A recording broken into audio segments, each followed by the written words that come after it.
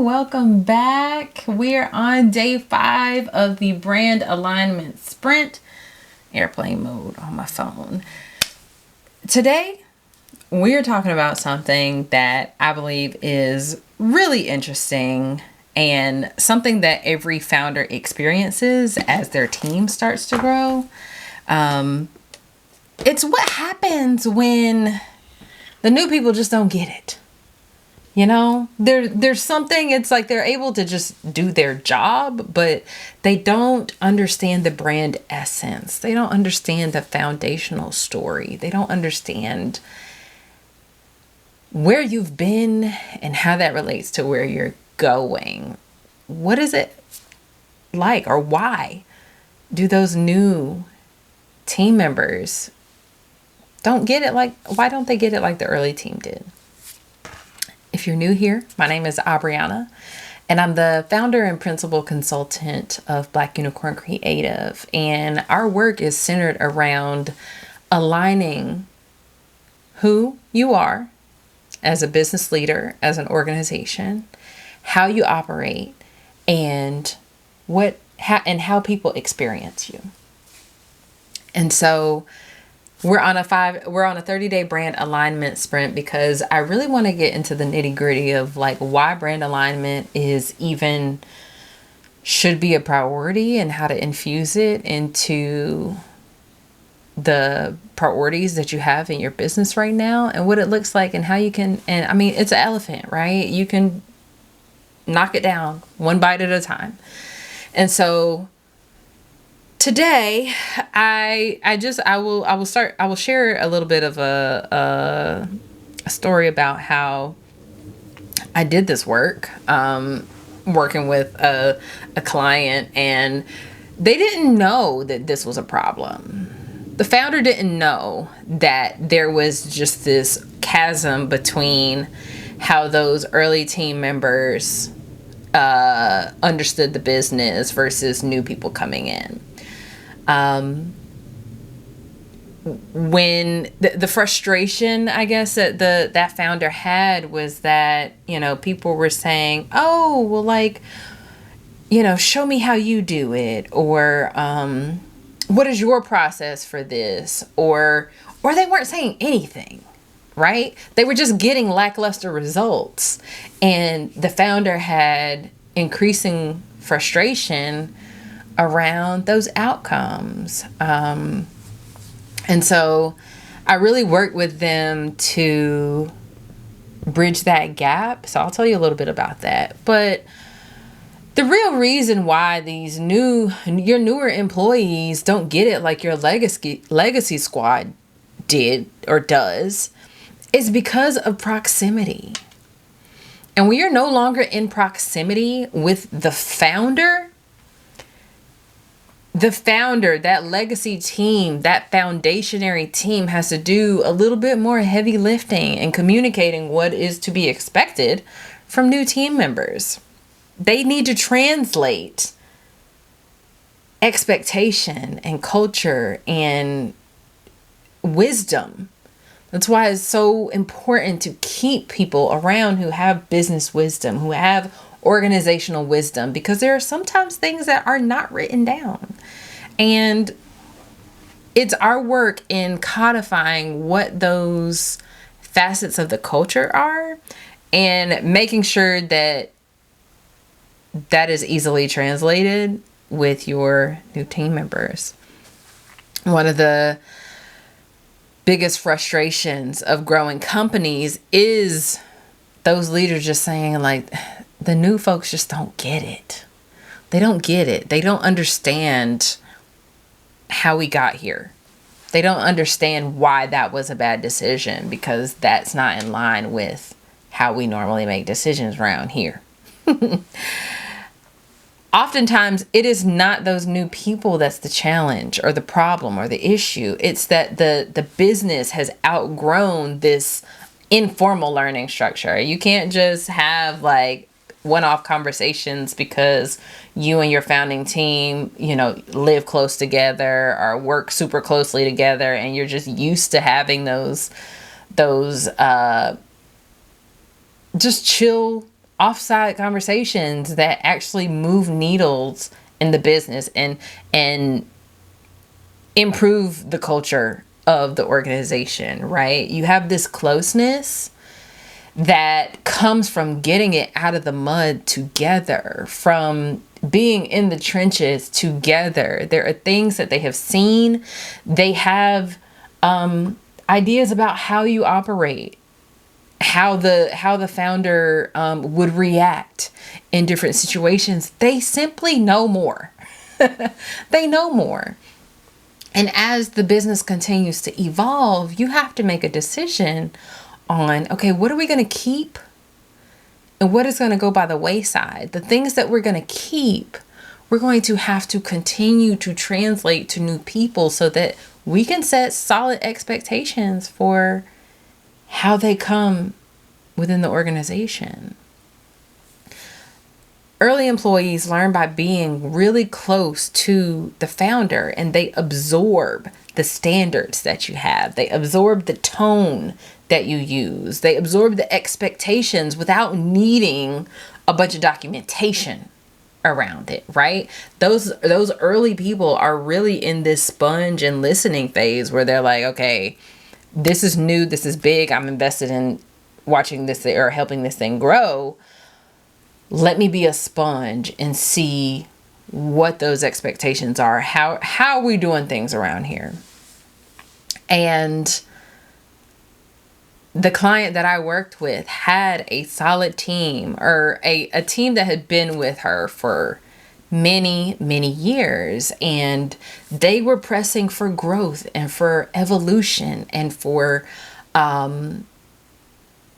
they were advocating for a need that they really saw in this industry, but they were not equipped with enough process or just outline structure to make that difference within the business. They were like, hey, this is a need, this is a need, this is a need. People want this. These are the signals that we're seeing. And the founder's like, yes, great. Go off and create the thing. But there was that disconnect. They were like, but we don't know how. We don't want to get it wrong. We don't want to put out something that isn't in line with the vision, the future of the business. So my job was to come in and facilitate that vision setting and culture casting of the organization so that those people, the signals that the team was seeing could go to the founder. The founder could make some decisions about what she wanted to do with that and how that was going to evolve the product and the direction and the strategic position of the business, and then send that right back to her team members to say, okay, these are my thoughts around this. Let's have a conversation about XYZ. This is how we're going to prioritize this thing. And this is the process I've gone through thus far to get where we are. These are some of the things that I'm seeing we're going to need to get to that next level. And so that was a lot of fun. Being that intermediary was a lot of fun because have you ever watched a conversation or watch like a cipher or somewhere where two people battle, verbally, and you're just looking at one side, or even ping pong. Ping pong's a great example, where you're looking at one side, looking at the other, and it's just like, wow. I loved it. That was what that work was like, to say, okay, this great ideas. Let's see how that fits into the strategic plan. Great strategic plans sometimes need to change. Strategic positioning sometimes needs to change, especially if reality dictates that there needs to be another option, that you need to make a different decision. And as we started bringing in, I was able to work on some of the product development, developing a curriculum program for the organization that then brought more people into the fold. So based on my position in that conversation as an observer, as someone being a third party to say, okay, this is how this conversation is evolving. Now let's develop the thing that came out of it. I was able to have a front row seat to newer members joining the organization and learning what the expectations were and what the standard was and what the message was of the company. And so that's the other thing about bringing new people in. They're not joining the foundation. They are the walls. They are the beams. They are building this house from an assumption that the foundation is already steady. They don't have the same access to the culture or the shared history of the organization, so they're relying on those stories to paint a better picture of where this organization has been and why they should be interested in being a part of it. So when newer employees are joining a company that has so many more layers, just like a game of telephone, we have to be intentional about the story that comes out of that, the story that they're introduced to and enveloped in. Because a story is only as good as a brand story, an organizational narrative is only as good as its ability to envelop the person hearing it. Where do they see themselves? What does that story mean to them? How does that story impact how they see the brand and how they interact with it?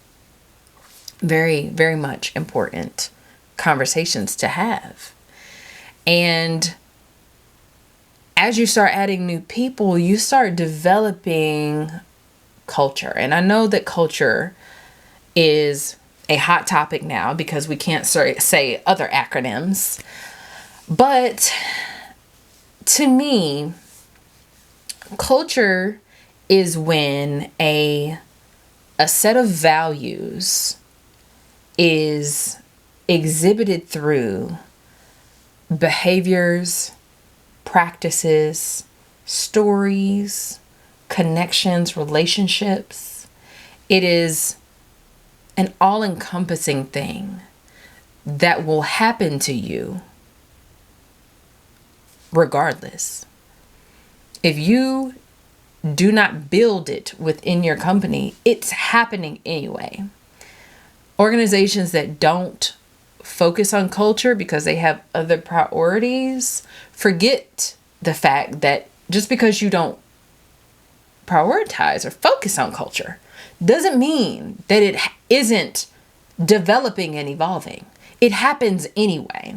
And so it is to our benefit that we make it a priority or at least set some intention around how we communicate what the culture of the organization is. Your culture will happen to you whether you plan it or not. That's just the truth of it. That is the truth of humanity. As groups of people get together, culture, expectations, standards, they evolve. Those behaviors and practices and deal breakers, they evolve. They're going to happen whether you put the intent behind it or not. So what I'm proposing to you is let's put the intent behind it. Let's understand how the brand influences the culture. I have another book recommendation for you to get a deeper understanding of it and something that's really influenced my work. This book is called Fusion: How Integrating Brand and Culture Powers the World's Greatest Companies by Denise Lee Yon. I recommended one of her other books in a previous video, but this book really outlined the deal breaker, right? The saying, not incorporating culture into your brand development work doesn't stop it from happening. It doesn't prevent people within your organization from interacting with each other. No, it ends up creating something that you did not intend. And so that's why brand is really tied to anyone who interacts with the business, not just the customers. I know I'm talking a lot about employees, but it's because a lot of when people hear brand, they think customer facing. Well, if you are trying to acquire new talent, if you are trying to keep people within the business so that you can maintain that business wisdom and get farther faster, if you are trying to attract investors who want to know what are they going to get in return and what progress have you made, you are going to need to ensure that the brand that you are building, the equity that comes from that, isn't just from customer facing work. It needs to come from the inside too. Culture has to be made into something that can be teachable and easily translatable. So that means clear language, shared expectations, and visible examples of what the preferred behaviors look like. You have to create a shared language around your understanding of the business and the brand and where it's going. If you are communicating about your business and people aren't getting it, you know when they get it, when they start communicating your brand back to you and repeating your same language or repeating your same messaging back to you. That's when you know it is truly landed and has been translated to someone outside of you as the founder or the business leader or part of the C-suite. You want people to start repeating what you're saying and coming up with it from their own thoughts. This is not about regurgitation. It's about integration of that language because you share it together, because they've heard it so many times and because it's clear and they understand it. So if you're starting to see that people, newer hires have this missing essence, there's something that's not clicking. It could be small indicators that that's happening. It could be larger signals that that's happening. You should ask whether or not the culture of your organization or your brand has actually been translated in a way that people can learn from it and digest it and see themselves in it. Growth requires more than just hiring good people, and you can make good people turn away from the brand and not be as fulfilled in the business if you don't translate those foundationary principles, cultures, behaviors, expectations into something that's really tangible for them and legible in many ways. Thank you so much for hanging out with me and chatting it up. You know, these are some of the things that we have to think about as our businesses are growing. And like I said before, if you don't build the culture, it happens anyway. So, what are some of the things that you know to be true within the culture of your business? I would love for you to share in the comments to say, yeah, this is something that we instill in all of the people that join us. I would love to know. Everybody's got their thing. I just want to know what yours is. Thank you again, and I will see you in the next video.